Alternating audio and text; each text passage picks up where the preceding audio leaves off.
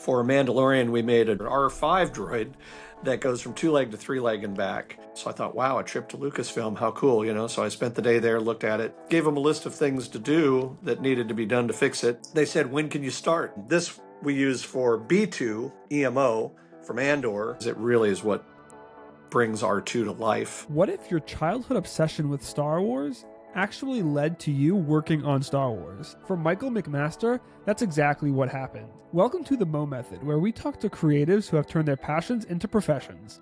We've got a very special guest today in honor of May the 4th. Michael McMaster, known as the Droid Wrangler, is a maker and puppeteer of the iconic Star Wars droids. In this episode, Michael shares how he went from super fan to working on set, what it takes to make droids feel alive, and how modern tech like 3D printing is reshaping the world of animatronics and making it more accessible than ever before. We also delve into creative burnout, staying inspired when your dream job becomes work, and the future of robotics and storytelling. Whether you're an artist, an engineer, or just a Star Wars nerd like the rest of us, I think you'll really enjoy this episode. Hi, my name is Michael McMaster. I work for Disney and Lucasfilm as a droid wrangler. So I have to ask you, because you on your Instagram, you put yourself as you wrangle droids.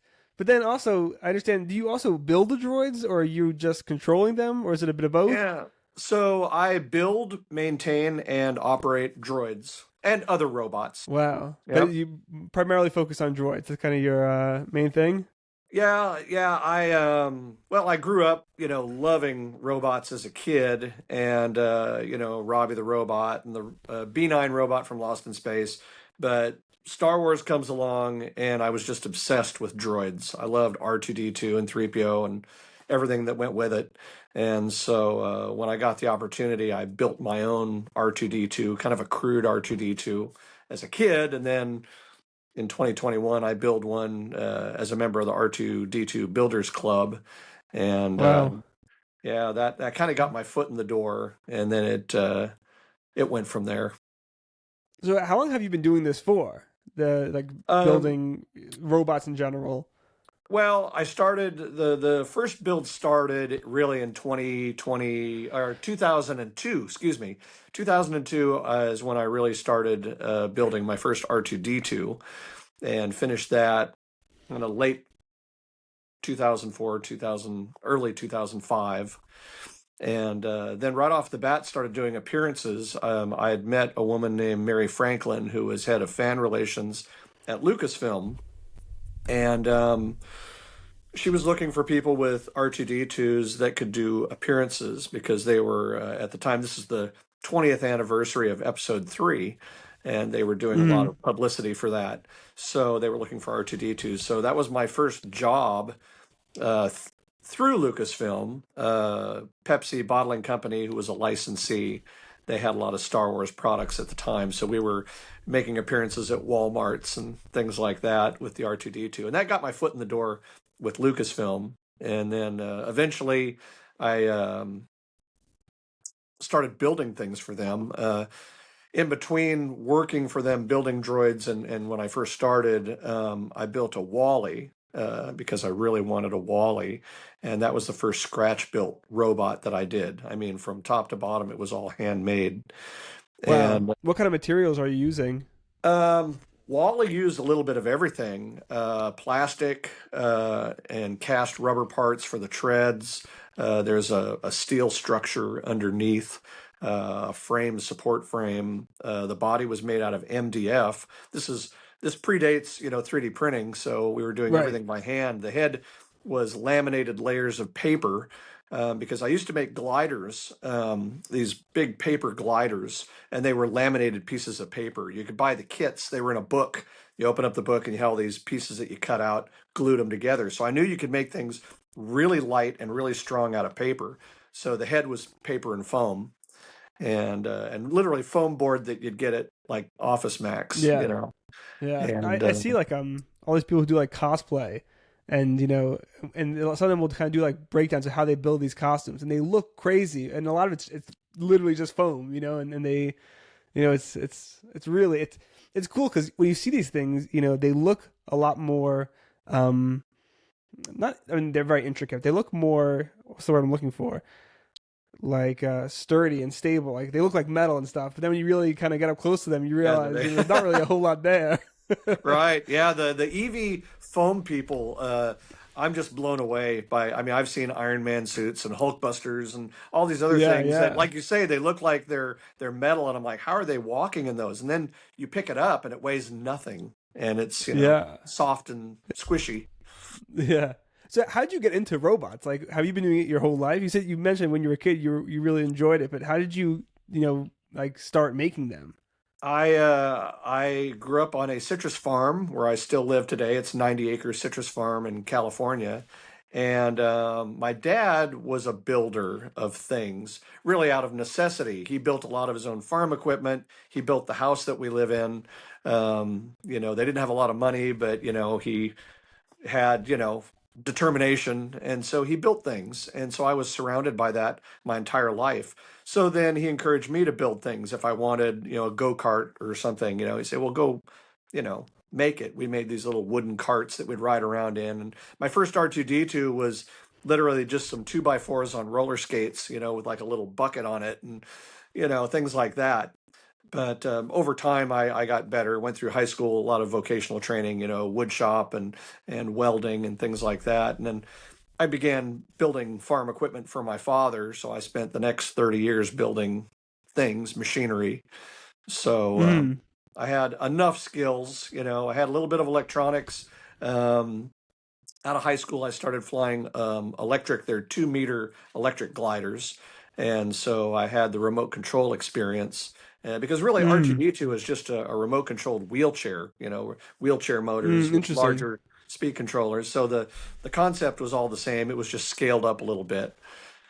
Right, right. So how did you get into like animatronics? Because that's a little bit more specialized, I would assume.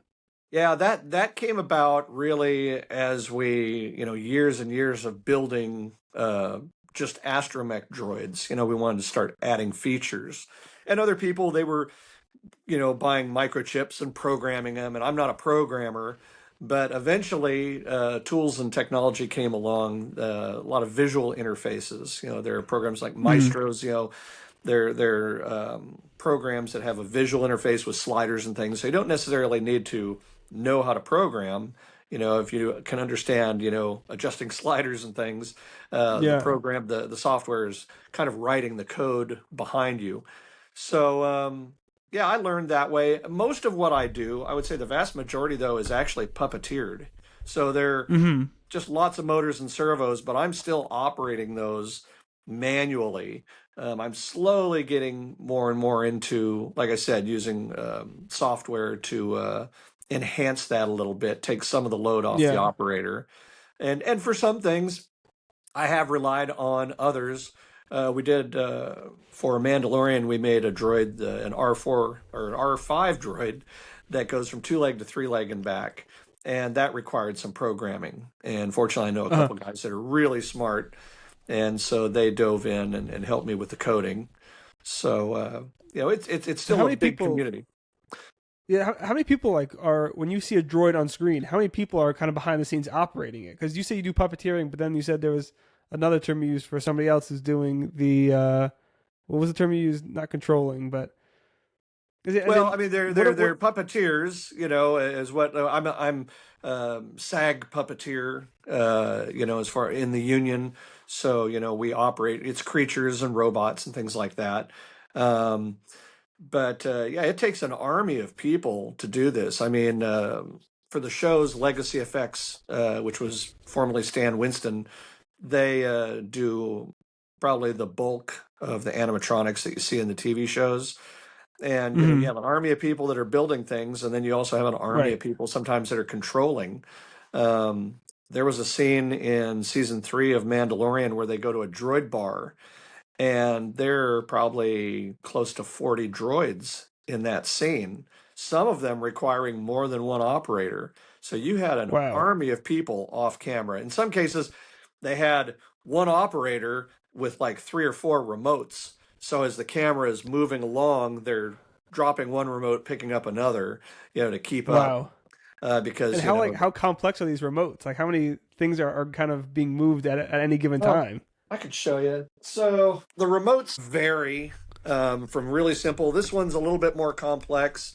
You've got, two sticks, and there's rotational aspect that's added. You have buttons on top. You have a screen, and then it has buttons that you can program into it. And then you've got buttons on the sides and buttons in the back. So, this we use for B2 EMO from Andor. And yeah, it just depends on what you're doing. And some remotes, it's just two joysticks, and that's Uh-huh. enough. It just depends on how many features, you need one person to operate. For the Yeah. shows, they usually divide that up. Like for my B2, I'm doing everything myself. So raising it, lowering it, all the head movement, all the segments, everything is done with this remote. For the show, I think they had typically 3 to 4 operators. So one person's driving, one person does the head, one person does, the tool rings, and you spread that out a little bit because you're trying to hit marks and eye lines and things. So you really need each operator to specialize in one aspect of it. Yeah. And so it's kind of like acting. You're kind of acting through this puppet, basically.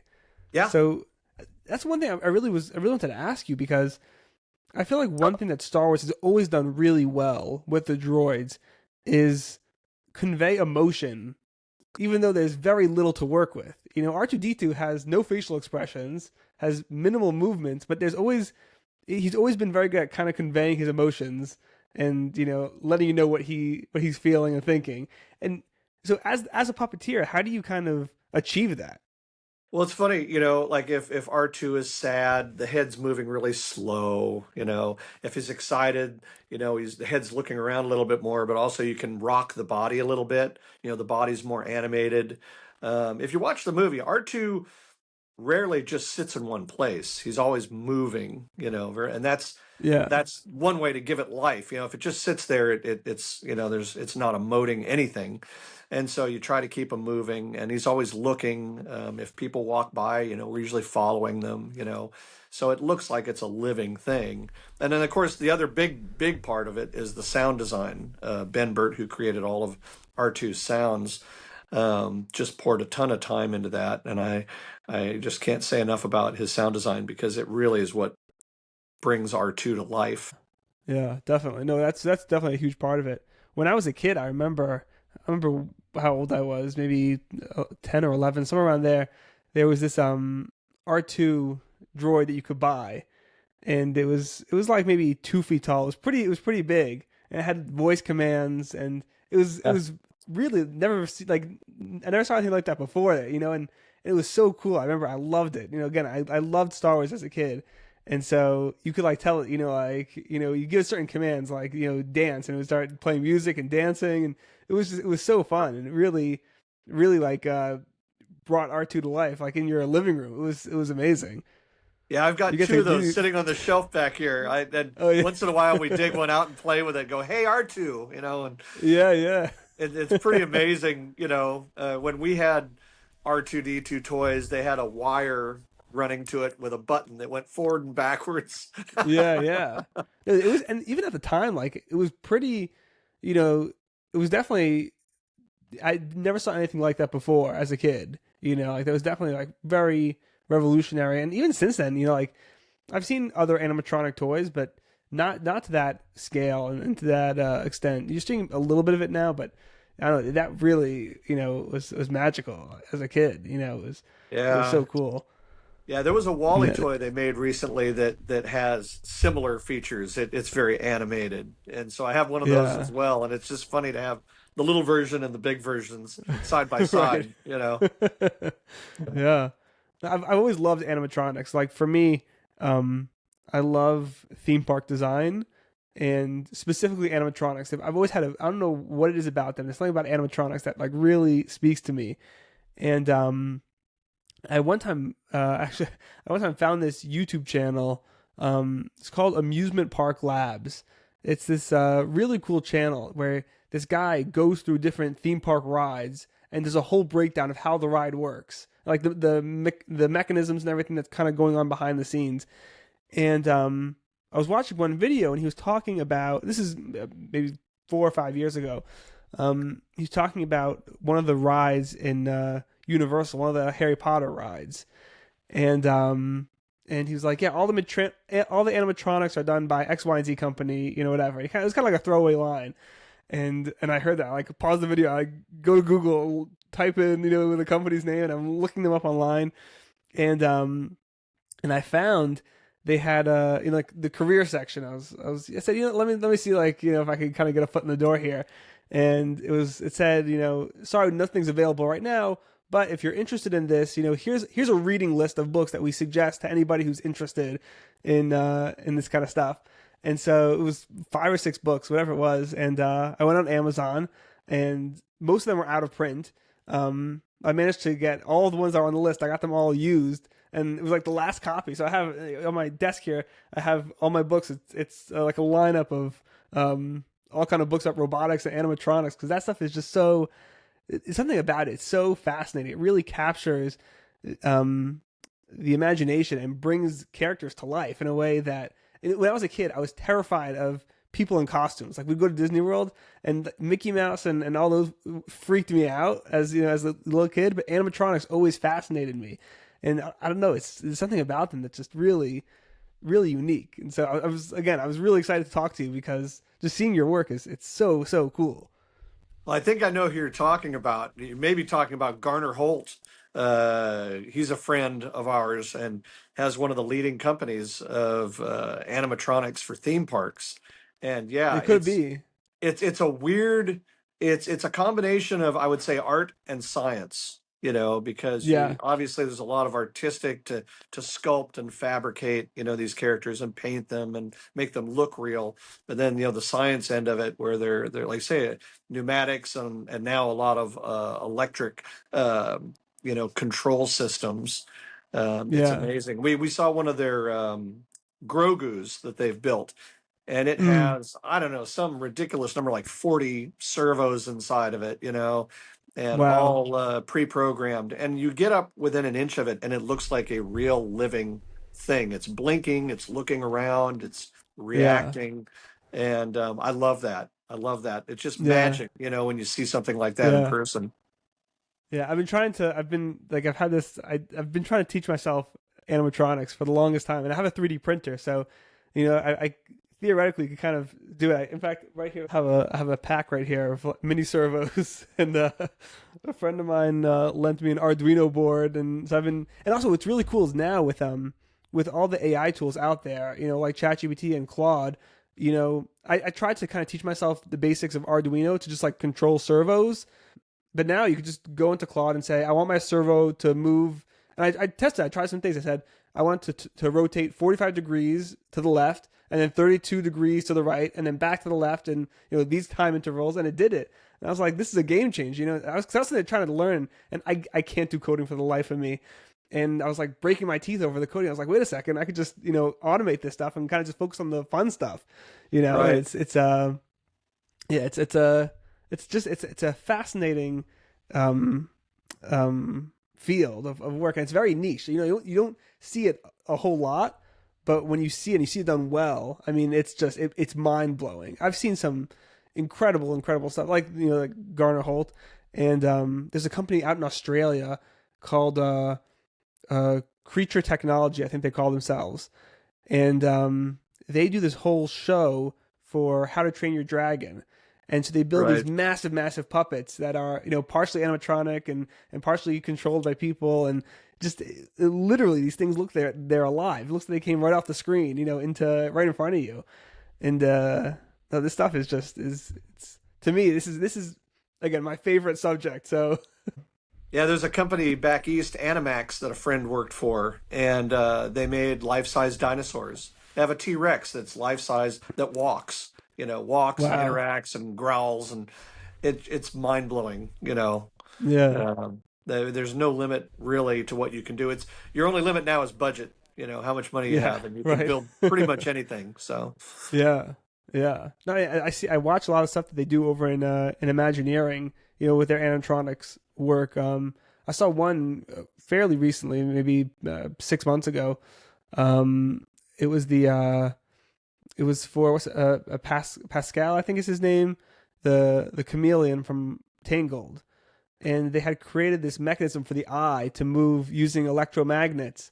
So it's because usually with eyes, that's kind of one of the hard things that's really hard to nail. Because since you have the servos kind of moving very jittery, whereas here it really has these smooth, sweeping motions, and it's just the level of thought that goes into it and the engineering, but also the creativity simultaneously is it's just a beautiful kind of combination of science and art coming together and making these things that are just beautiful. So I'm really curious to hear more about your kind of journey getting into it. So again, you were kind of always were building things and tinkering as a kid, and then you joined this club of building your own droid. That was with friends, I guess, or are you doing it by yourself? So I found the club online. I was looking for blueprints at the time. I just wanted to build my own, from scratch, an R2D2. Found the R2D2 Builders Group. It was a Yahoo group at the time. That's long since gone. But Before yeah, Facebook. there were only about 500 members in the group now, and now we've got tens of thousands worldwide. It really took off. But yeah, I know I built it by myself. The club had a few parts runs, just resin parts, bits that would be, a little more difficult to build. So I bought some resin bits. The aluminum domes that they had at the time, it would be hard to spin an aluminum dome. So I bought things like that. But then the frame and the skins and most of the body, that was all me. But yeah, that was the beginning of it. And then of course I realized once I built it that there are a lot of things wrong with it. The scale proportions are not quite right. And over time you become very picky about that. So then my second droid was you know very accurate, and by then So like I that said, I had my foot in the door at Lucasfilm. So they had an R2D2 that was never in the movies, but they used it for red carpet events. It was built by a prop shop specifically to make appearances, public appearances, because the movie droids were considered too valuable, to have out in the public. uh-huh. And so this thing, they've been using it for a few years, but it was breaking down, had issues. And they said, could you take a look at it? So I thought, wow, a trip to Lucasfilm, how cool, So I spent the day there, looked at it, gave them a list of things to do that needed to be done to fix it. And they said, when can you start? And so I spent some time. I brought it home, actually brought it here to my shop and rebuilt it. And then Dave Filoni was looking to have a droid built from a TV show he was working on called Rebels. And during that interview process, he said, well, have you ever built anything from scratch? I said, well, I built Wally. And I showed him that. And he's like, oh, wow. Yeah, that's great. So I had 4 months to build it, and we wound up building it in 3 months. And then I drove it. I operated. It was to promote the TV show Rebels.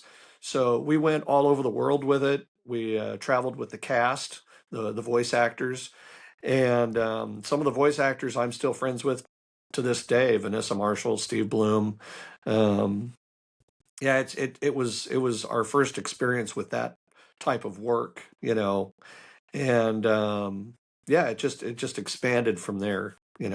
Wow. Because by What were you then doing Disney had before? purchased. I was gonna say, what were you doing before you started doing this for So I was working professionally? working on the farm, yeah, the citrus farm, which I Uh-huh. still do, believe it or not. So I have two full-time Wow. jobs, work on the You citrus you can't farm, make a and droid to take care of the farm?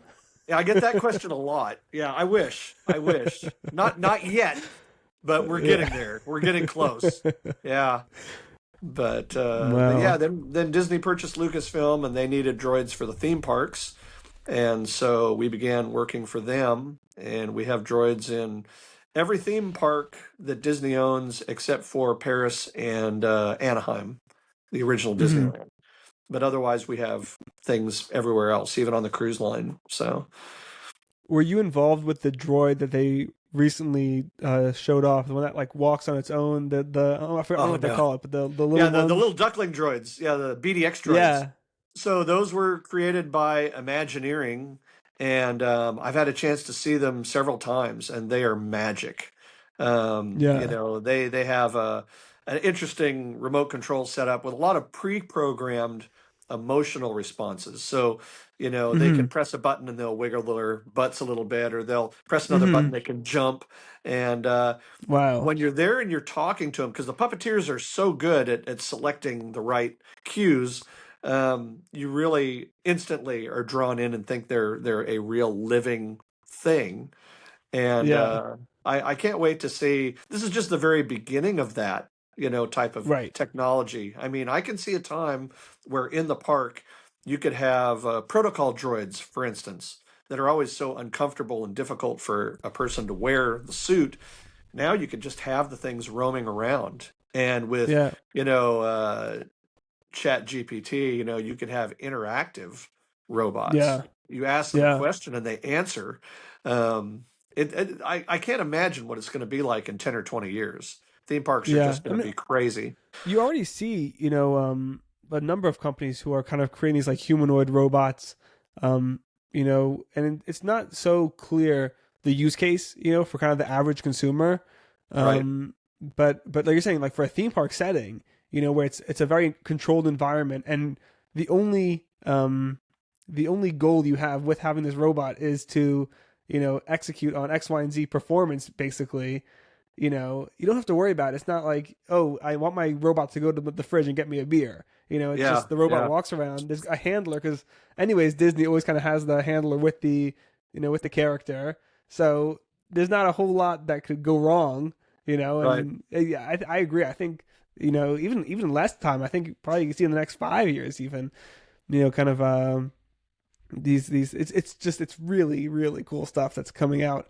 And Disney obviously is the master at pushing the limits and creating these new technologies that are, again, that really capture the imagination and bring it to life in a way that you can't do any other way. Right. Yeah, and Yeah. certain droids, I mean, obviously they're droid designs that you could never put a person inside of it, or they'd be very difficult to operate, to puppeteer. Right. But if it's an autonomous machine, that Yeah. the possibilities are just endless. Well, we saw that with the Spider-Man over in what they call that section of the park, the Avengers Campus. Avengers The Campus, Spider-Man yeah. that does the flip, and Right. that's just kind of that's just version one, and it's only going to get better from there. Yeah, yeah, and it's so much fun to watch because it's a combination of a live actor running around in front of you, and then he kind Right, of goes off set, and then you see the right, robot, right. and then he appears again, and it's seamless. I mean, it really Yeah, feels like you've watched Spider-Man do all these things, and it's brilliant. yeah, And that, like I yeah, say, that's just the beginning of what's possible. yeah. Can you share a little more information about kind of your process and how you build, droids? Obviously, you can't share any kind of proprietary information, but just for you personally, when you kind of go and build things from a hobbyist perspective, what's kind of the process of building, especially nowadays? It's Do you use 3D printing or? my shop now is full of 3D printers. Yeah, I've got everything shut down for the moment because it would be deafening. Yeah, we've got what now, 7, 8, 9 printers that we have access, and each one has a different purpose. Some are built specifically to build large parts, like the probe droid. That's entirely 3D printed, top to Wow. bottom.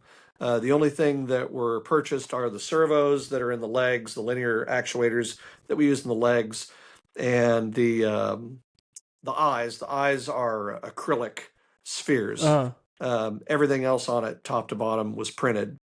And wow.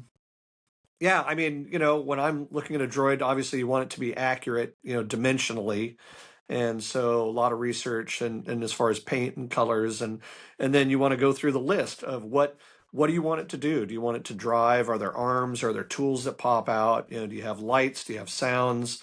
And so you have to really, it's the kind of the pre-production of it. You have to really know exactly what you want to do beforehand, because you don't want to build something and say, oh, I wish I had this panel open, because it's always harder after the fact to design something to be built back into it. So Right. make a list of the things that you want it to do, and then just start figuring out what components you need for that and how you're going to fit it in.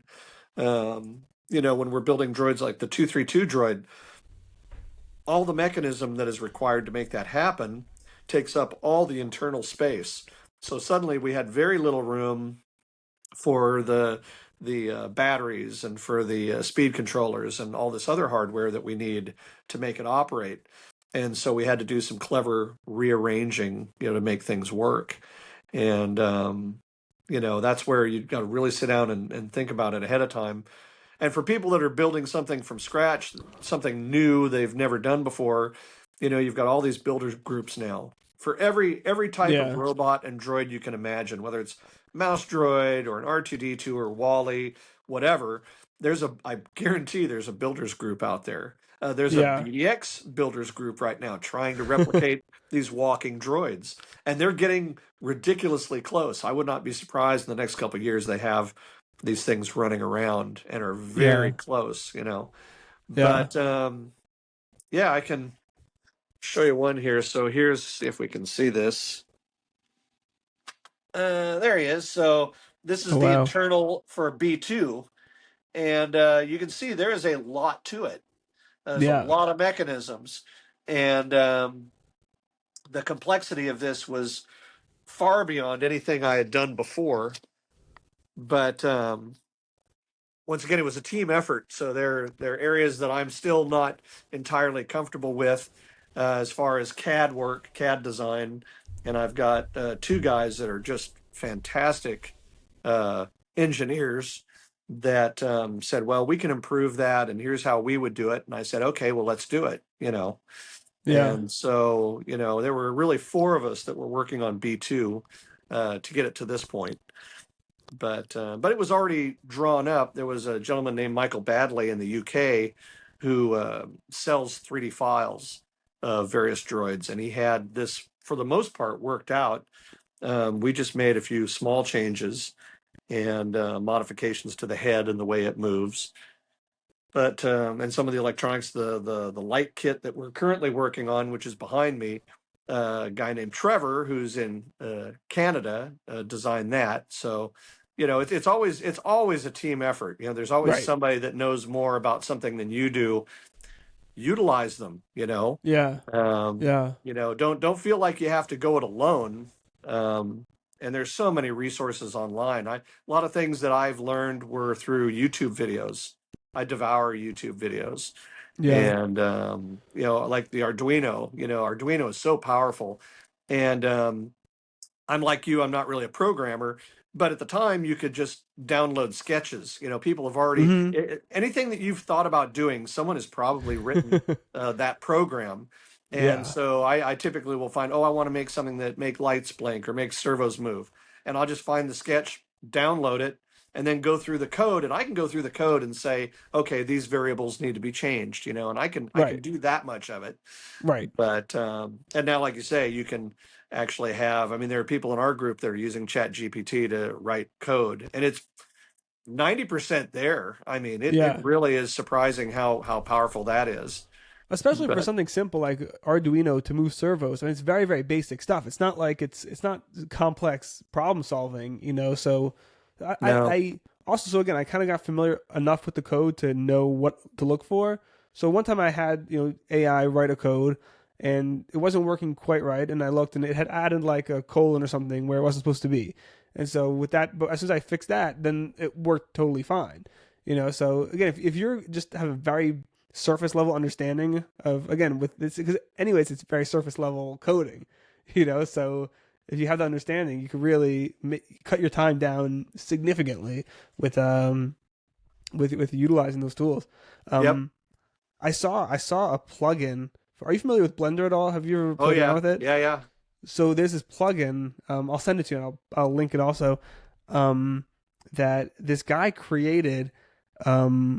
Basically what we do is because he was building his own animatronics, and so you create like a rig essentially for your character in Blender, but then you basically link the rig to servo motors, and so you could create how you want your character to move and kind of animate it and do it all in Blender, and then it gives you the code to then actually plug into the servo motors to have it move exactly how you animated it in Blender. It was a very cool tool.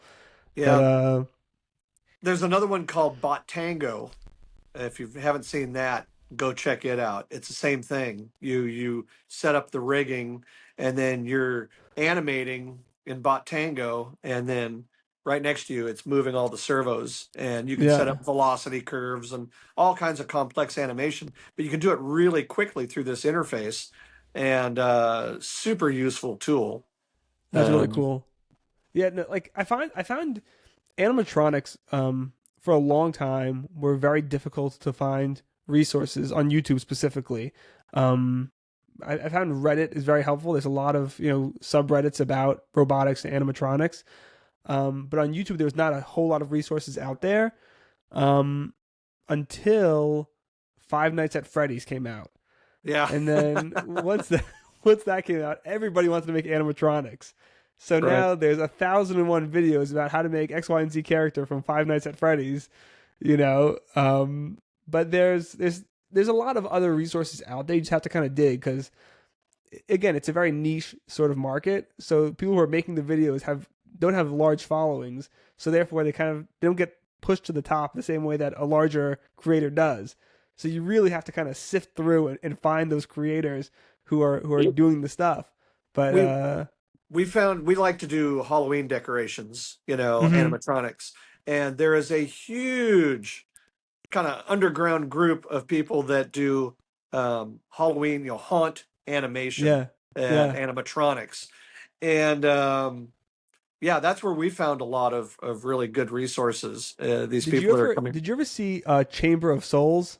yeah, yeah, Yeah, so I'm trying to get them on. The scheduling is a little bit tricky, but we're trying to get them on. So I found them on YouTube a number of years ago. It's got to be at least 6 or 7 years. And at the time, he was just starting to kind of build it for one of the first times, and so he posted tutorials on his YouTube channel, the whole process, how he built everything, how he built the tracks, how he built the dune buggy to make it ride and yeah, remote yeah, control and yeah. everything. Yet And again, I was it's like, I their was modified watching. wheelchairs, Yeah, you yeah, know. and I was watching, and I'm like writing down notes, and I'm trying to remember as much as I can, and then and I kind of watched them progress over time, and they eventually made a whole business out of it, and now he Yeah, sells the parts and whatnot. So, but he scrubbed all those videos off his YouTube of how he made it, so, that's but funny. yeah, no, Yeah, because that he really and very clever. I mean, it was not super complex, as it wasn't simple, but it wasn't like everything that he used were things that you could go buy at your local Home Depot. It was very simple stuff to put it together, and just kind of watching it and saying, oh, that's how it's done, and that's how you could do these things. It's very exciting. I just this stuff is really gets me going. yeah. You can do animatronics on any budget. You really can. Yeah. You just have to be creative Yeah, in your approach. there's one person who does these kits. I totally forgot the name. I have to try and find them. Because also again, I was looking for YouTube resources. They sell these kits. They're very very simple. It's basically cardboard cutouts of like a parrot and a bear with two or three servo motors, and it's just kind of teach you the basics of the animatronics, so you can make the parrot move its beak and talk, you know. But like you're saying, you kind of and that's a very very low end budget, and then you kind of get all the way up to the the Navi on the river ride that costs what, a couple $1 billion, and kind of Yeah, everything in yeah. between.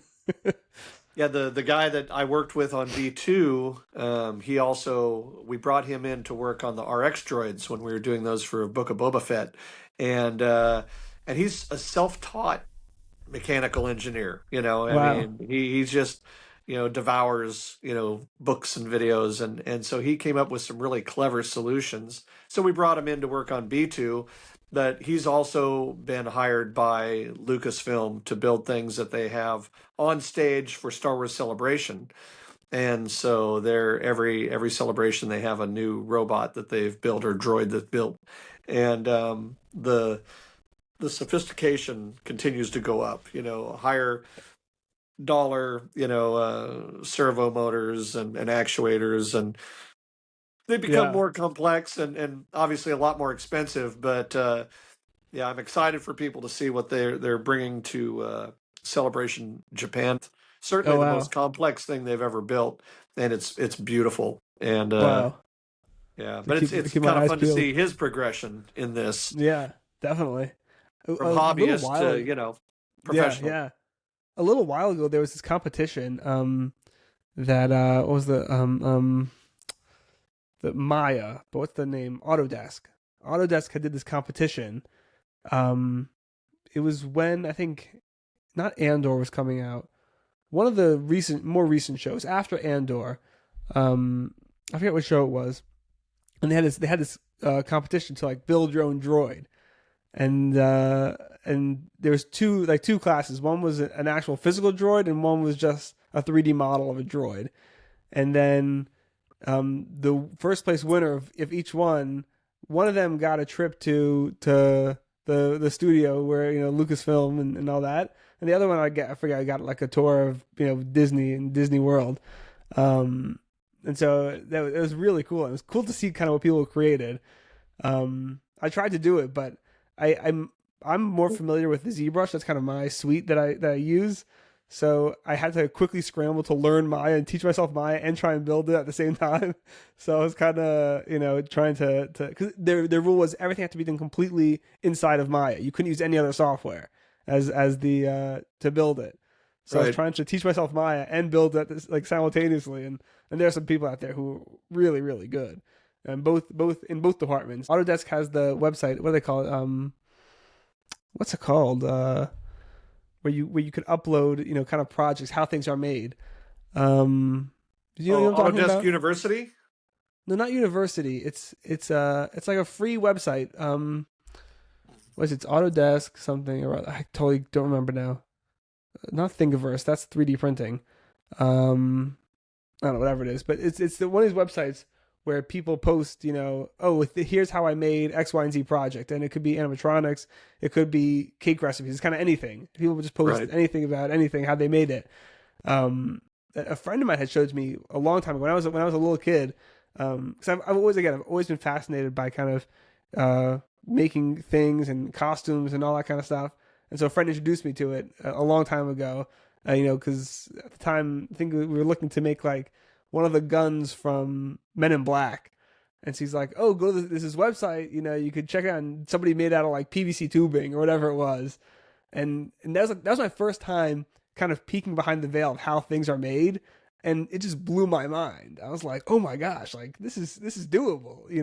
Yeah. So I'm curious when you're making new projects, how do you kind of balance the pre-planning stage and kind of making sure everything is perfect, and then kind of intuition and off the cuff and just kind of knowing how to feel out when something's right. Well, it's funny as you go, you start you're testing everything as you go, the fit and finish and whatnot. And of course, we're trying to integrate as much of the mechanical stuff early on to test it. But yeah, there's certainly times when you can see that the direction you're heading is not right. It's not going to work for whatever reason, and you have to turn and head a different way. And so there's a certain degree of frustration with that, but also satisfying when it's finished and it works.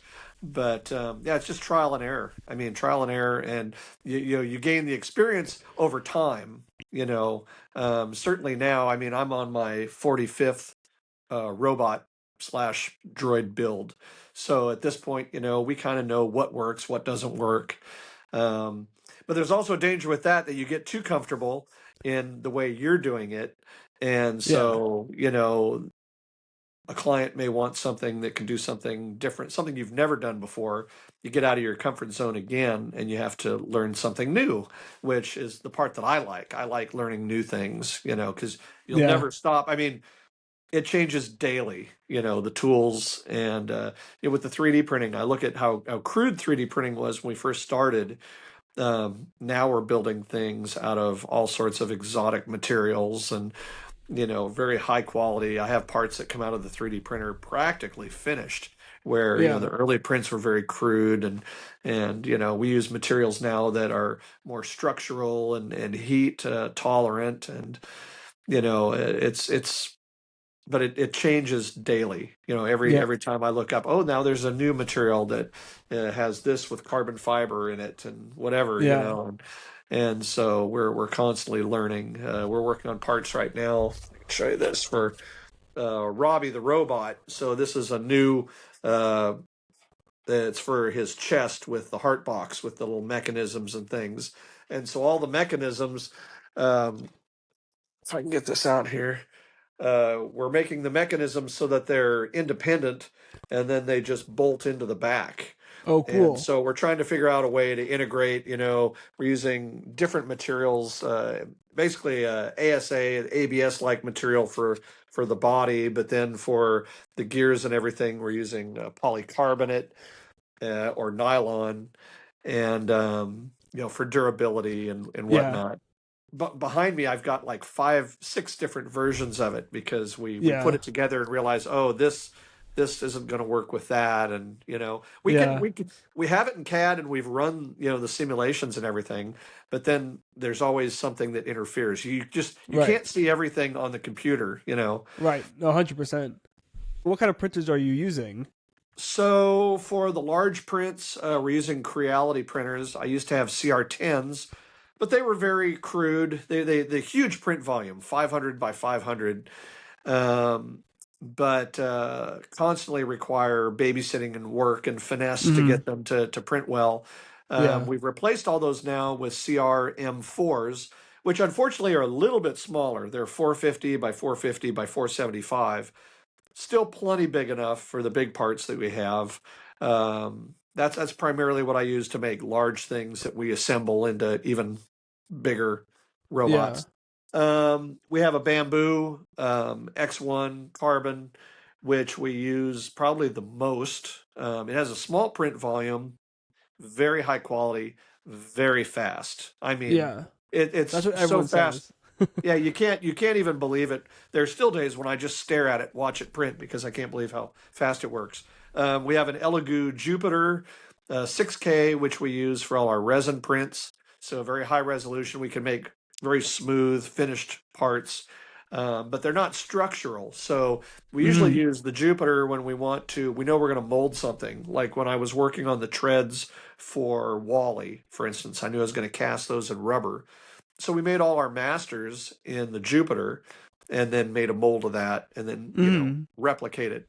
So Yeah. typically I use the Jupiter for prototyping and parts that I want to cast. We've made, like the head from K2SO because it needs to be just glassy smooth and just a smooth part and difficult to do on the other printers. We could do it on the other printers, but it just requires a lot of sanding and finishing Right. Right. afterwards. So I Right. can just pull it off this machine, lightly sand it, and then cast it and make copies, which is really Yeah. nice. Yeah. Um, Do you use any SLA printers, or I assume you don't have them at home, but yeah, well, the Elegoo is MSLA uh-huh. resin printer, and then the Oh, biggest sorry, printer not we have, SLA. Sorry, I meant yeah, SLS. oh SLS, right? Yeah, no, we don't. No, Uh-huh. we have there are companies that we hire out for that because the machines are so Mm. expensive. Um, but even the price of that is coming down, and we Yeah. can make basically aluminum parts. We've got some things even on this droid that were machined from an online company. We design it in CAD, sent it off for $100, and a few days later we've got aluminum milled Wow. parts. So it's not just the 3D printing, but it's also the machining now that you can do. Yeah. Um, you can have metal parts. You can make an all metal droid uh, just by setting off the CAD. It would get very expensive, of course, Right. but if you Right. needed something structural, and that might be a way to go. Yeah. Um, but then we've Wow. got Orange Storm Giga that we have not assembled yet, and it is a 4 foot cubed printer. It's a massive Uh-huh. printer. Uh-huh. But the Gigas have kind of been hit or miss as far as reliability. So Uh-huh. there's a third party now that's making a kit for it, which kind of beefs it up a little bit and makes it a reliable printer. And after Uh-huh. that, we'd be able to print. I could print almost the entire body of the probe droid in it in one shot. Wow. I don't think I'd want to because if something went wrong at the 11th hour, that'd be a lot of Right. material you just wasted. But we would probably break it in half. We'd do two halves of the body, Yeah. two halves of the head, and it would still save us so much time and labor. Yeah. And Yeah. but I recently spoke with somebody, this guy, his name was David Fredrickson, and he has a company called Figure Plant, based out of Portland, and they do a lot of art installations and experiential sort of things for for corporations.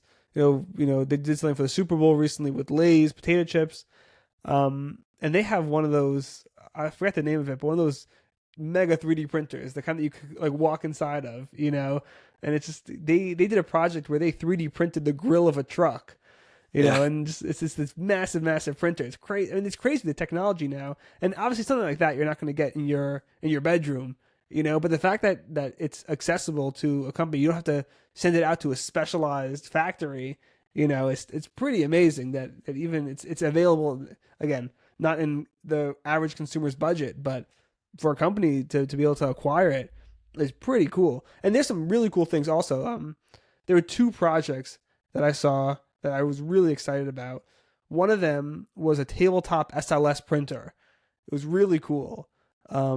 They did a Kickstarter campaign, and then they actually were acquired by Form Labs. So it's no longer, you can't, Form Labs kind of took it, and hopefully they'll put out a product at some point in the near future. It was really cool where the powder kind of comes in cartridges. So it's easy to swap out. It's very user friendly, and it was maybe $2,000. It was pretty accessible.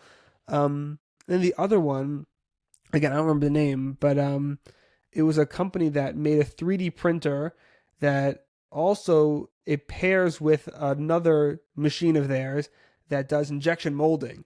So you could 3D print a mold and then have this you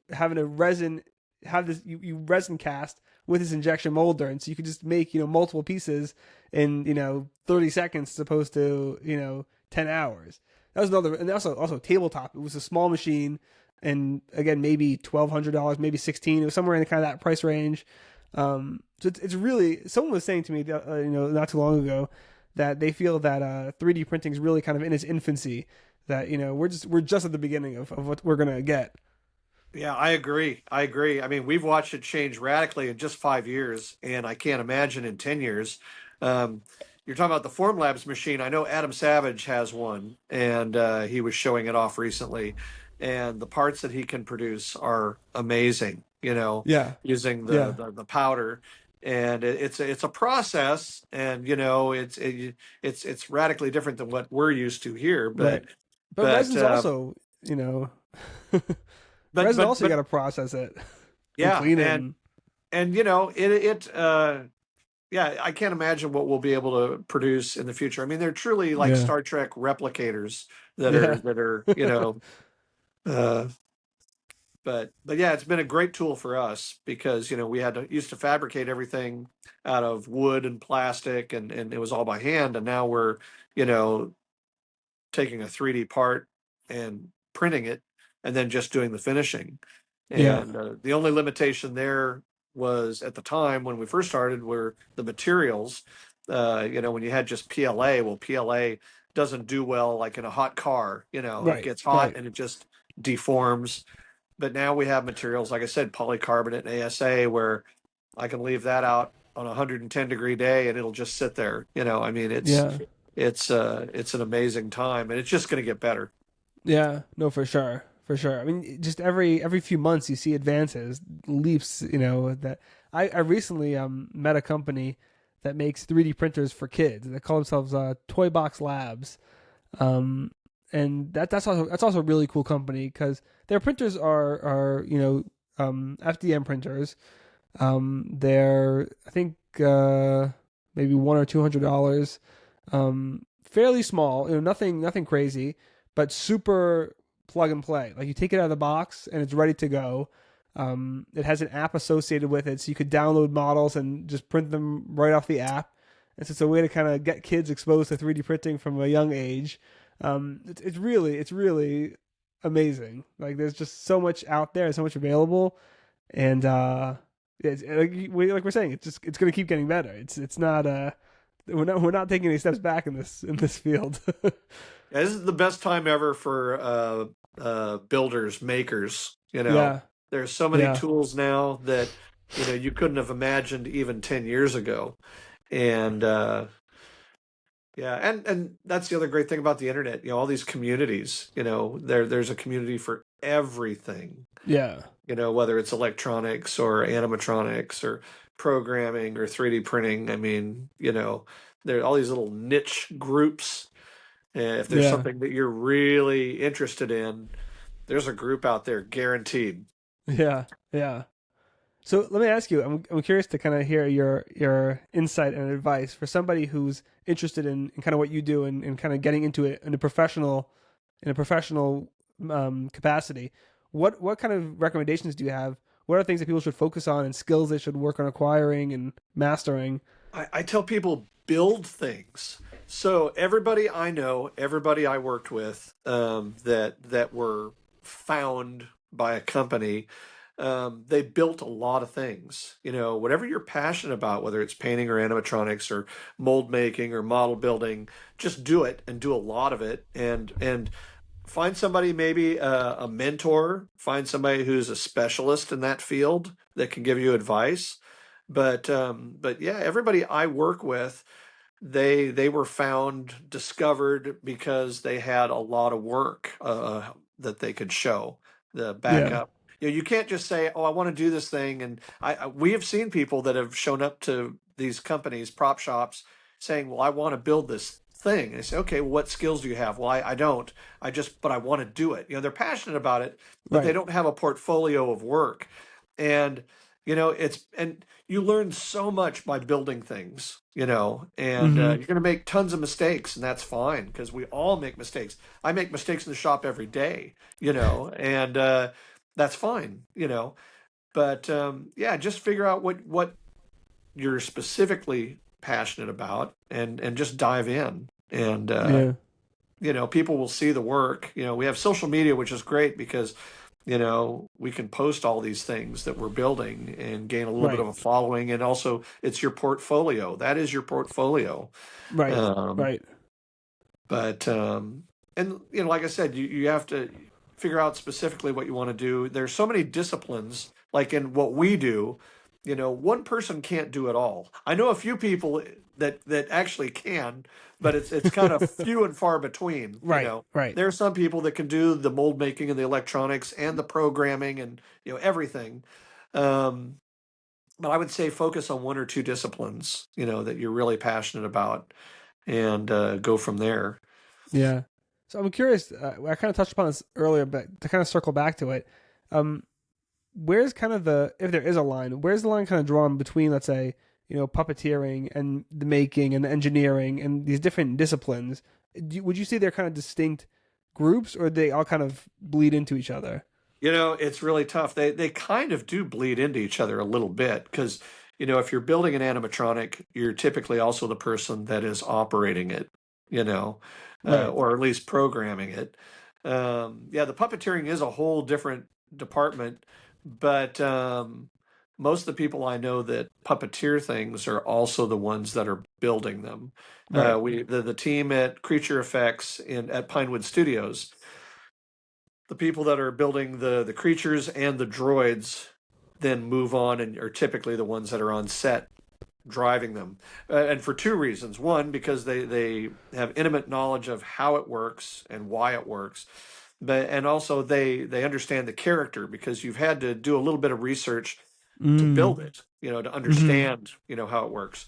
And also, when they're on set, if something breaks, you need the person that built it that can repair it. Right. That could, And if there's something goes wrong, they need to be able to jump in and not yeah, have to all of a sudden set everything back 3 days to send it. you can't on a set when it's costing tens of thousands of dollars a minute Right. sometimes.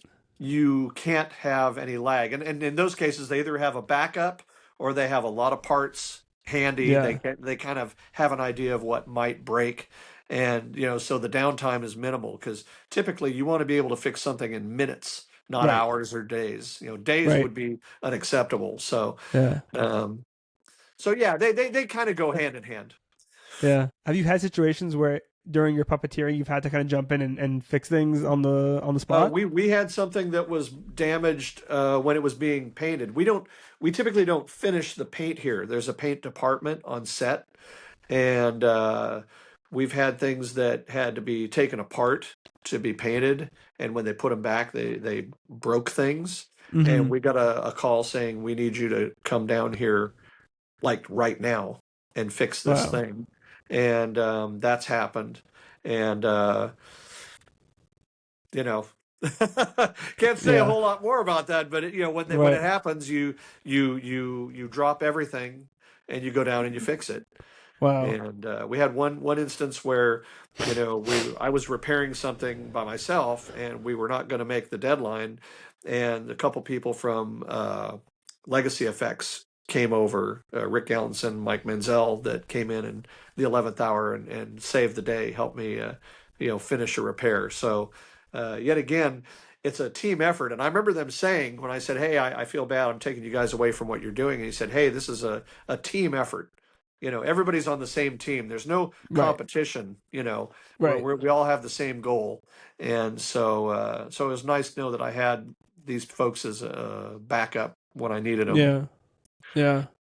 Have you ever dealt with kind of creative burnout, or is this kind of something that's so that you love so much that for you you never even second guessed it? I I haven't. There are days certainly when it's stressful and you're trying to meet a deadline, and you're not quite sure you're going to make it. Yeah, there are days when you're certainly frustrated and discouraged, but typically you get over that. Once something goes out the door and then you see it working, then you're kind of re-energized and ready to move on to the next thing. And that seems to Yeah. be the case with everybody that works in this field.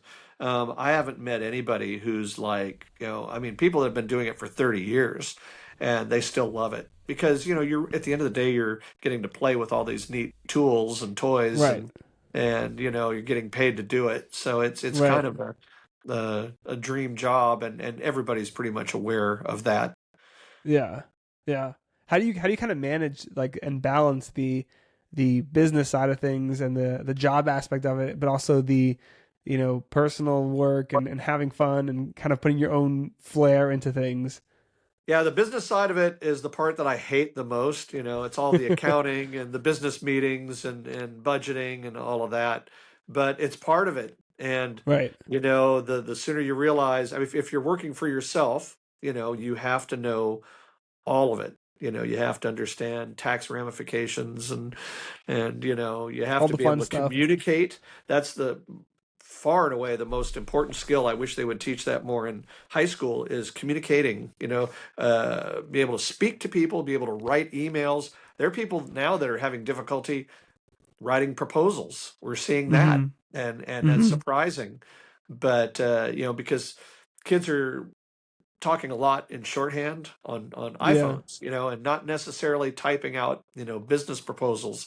And so there are some skills there that you're going to need to learn. And we've had to be able to speak with executives at, whether it's Disney, Lucasfilm, you're working with directors and producers, and so you've got to understand that's just part of it. And Right. Right. It's part of and the then as far as package. my personal stuff, we will get breaks in between jobs, and I have a list a mile long of things that I want to build still. And Yeah. so I will dive in. I've got a dozen projects behind me here that are partially completed. They're probably going to take me 20 years to finish because, we're busy. But yeah, Yeah. anytime I have a spare minute, that's what I do to relax, is I build something for myself. Yeah. So is it all robotics for you? That's kind of your full Yeah, like yeah, for the most part. I mean, like I said, I used to do a lot of remote controlled, cars and airplanes, which I'd love to still do, but there's just no time. yeah. And So what kind of stuff are you doing for your personal projects? Or what are some what kind of things do you try to focus I on? still want to finish a chopper for myself, an animated version and the live action Ahsoka version. So there's two choppers. I've got an R4 P17 that I've been working on for almost 20 years. Wow. Um, when episode 3 came out, there's a scene where the R4P17's dome gets ripped off the Jedi Starfighter. That was actually one of the club's aluminum domes, and I actually have one of Really? those domes from that run. So that dome is literally, it's 20 years old and Wow. sat for a long time. And now then I painted it, and I started working on the body, so it's sitting in the corner here, really sad little R4P17, and it's going to have all the tools and gadgets. I've decided I'm going to put everything into it, so it'll have, all sorts of neat features, but it's just going to take time. I've Yeah, collected all the parts. I've got everything. I just need to sit down and right. You see actually the time. build it. Yeah. Yeah, yeah. So has it always been Star Wars for you? That's kind of always been your go-to. Growing up, I grew up with Star Trek. Loved watching Star Trek reruns as a kid. But as far as movie robots, Robbie the Robot was the first one I remember seeing from Forbidden Planet. And that's my favorite. And that's another ongoing project that's in my other building, is a full-size wearable Robbie the Robot Wow. costume. Uh, but that and the B9 robot from Lost in Space. I love Uh-huh. that robot. I was probably most obsessed with that robot as a kid. I Really? made cardboard versions of it. I've got pictures somewhere of me in that. It's just all cardboard with, the dryer tubes Yeah, on my yeah. arms and running around yelling danger. Yeah. But yeah, prior to Star Wars coming out, it were mostly the other movie and TV show robots. Mm. Then Star Wars, I took kind of a hard right turn and Yeah. didn't Haven't look looked back. back. Yeah. Yeah, It's funny, like robots are one of those things that have kind of captured our imagination for so long. Like again, with these books I was telling you about, um, one of them is all about kind of the history of robotics. And, for a long time, you see, like I was saying before, you see these companies that are trying to put out robots that are kind of consumer facing, where you could have it in your house to kind of do menial tasks, and you think, oh wow, this is so cool and different and revolutionary. But there are stories in this book from like the 60s and the 50s of people who tried to create robots that could also do the same thing. Obviously, they looked more like big trash cans, but it's yeah. not new. I mean, we've been fascinated with robots for such a long time. I don't know what it is about them that is so fascinating to us, but like there's something about it that just captures everyone's imagination. Well, even you go all the way back to the silent film era, Metropolis and the robot Maria, and I mean, this has been around for over 100 years. People have just been obsessed with it, Yeah. and we're just now. I mean, my entire life it's been science fiction, and I think that was one Right. reason I like to build them is building something that I thought I would never see, and have. Even though they're remote controlled, I figured that that's as good as it's going to get. Yeah. Now, suddenly, in the last 5, 6, 7 years, we're reaching a point where the technology is finally caught up. And Yeah. suddenly it is a possibility, Yeah. that we could Yeah. have robots in our homes that can do things. I mean, I know that's been a dream for a long time, but Yeah. but with the new battery technology and computing power, suddenly that might actually happen in my lifetime. Maybe. Yeah. Yeah. When you I look hope at like the so. stuff, yeah, right. You see the stuff that Boston Dynamics is doing. Their stuff is just. I mean, they're really kind of the poster child of robotics. Yeah. But just every time they put out those videos, and it's mind blowing, and you're like, how is this possible? How is this real? Yeah, it's a strange time because suddenly, the impossible seems possible. And Yeah. now I guess it'll just be, initially I assume they'll be for the rich, like everything else. The Yeah. wealthy people might have a robot butler of some sort in their house. But I can see a time when they're mass produced, the price comes down, and everybody For will have sure. some sort of robotic assistant. For I don't sure. know exactly what that'll entail. Guys like One me that thing. don't cook, that might be handy to have something that, has a database of all the things I like and Yeah. you know. Yeah. One thing I find interesting with robots, I don't know why they do this, but there's this obsession with making robots look humanoid, you know? And it's like, I just don't get that because, for example, let's just take your cooking example, right? You Yeah. don't need a person that looks like a chef cooking your food, right? As Yeah, in, just have a it'd bunch of be arms. literally, and it'd be more efficient and it would, take up less space or whatever. Like, there was some speculation that Apple, I think, was making some sort of like smart lamp, where it's basically like think of like the Pixar lamp, and I'm not exactly sure what the use case is. I guess it tracks what you're looking at and follows your line of sight, but But that's just an example where the robot doesn't have to look like a person holding a flashlight. Like it could be a small little thing that sits on your desk. But for some reason there's this obsession with it has to look like a person. And I don't get that. Yeah, I think they're going to look more like this, maybe. Who Yeah. knows? But Yeah, yeah. No, it's definitely an exciting time. It's definitely, really cool things happening in just the whole world of robotics. I mean, I and you see I there's never all the yeah, I never thought I'd see autonomous cars. I thought that Mhm. was, ridiculous futurism. And every time I'm in Los Angeles or San Francisco, there are Waymo cars everywhere. And Yeah. I Yeah. still, we were last weekend, we were down in LA, and while we were at a restaurant, someone was being dropped off by a Waymo, and then it picked somebody else up. And Yeah.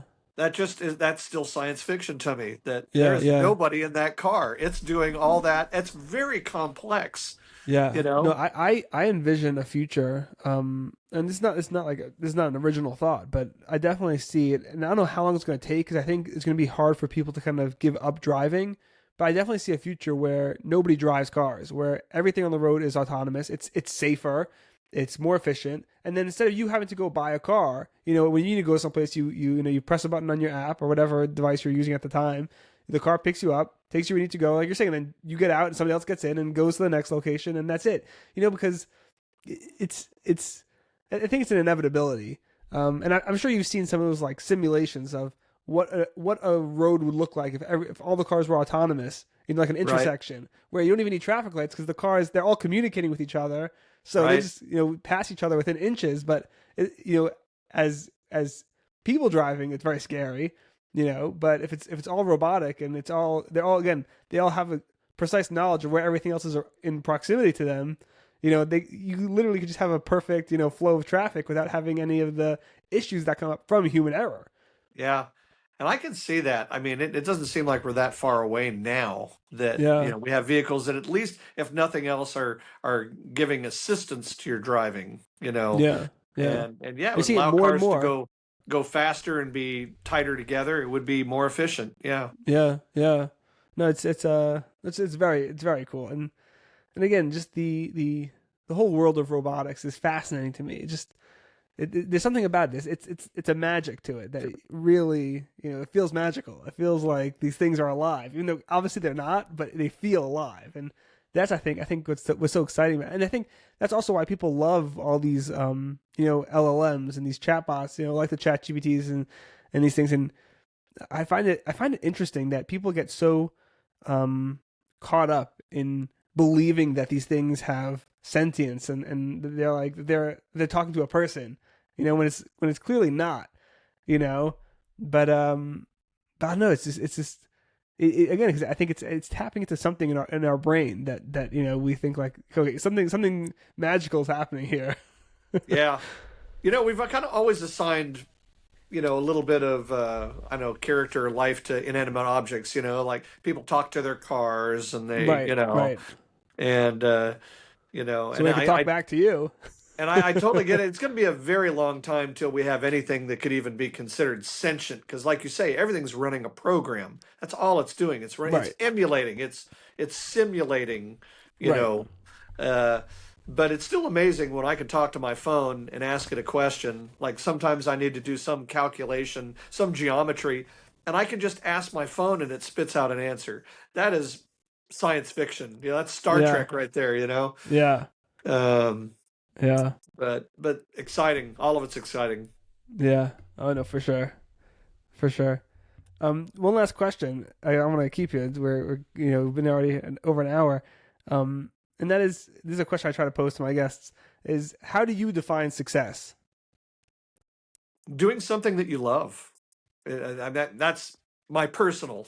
You've got to enjoy what you're doing, and it doesn't matter how much money you make. That's kind of irregardless. If you love what you're doing, you're successful. Yeah, wonderful. Where can everybody find you online? Social media and all On that good stuff. Instagram's kind of my primary social media, and that's McMaster_robots. And then we do have a website, McMaster Robots, which is more the business side of it. Perfect. All right, wonderful. Thank you so much for your time. I really, really appreciate it. This is wonderful. Glad to be here.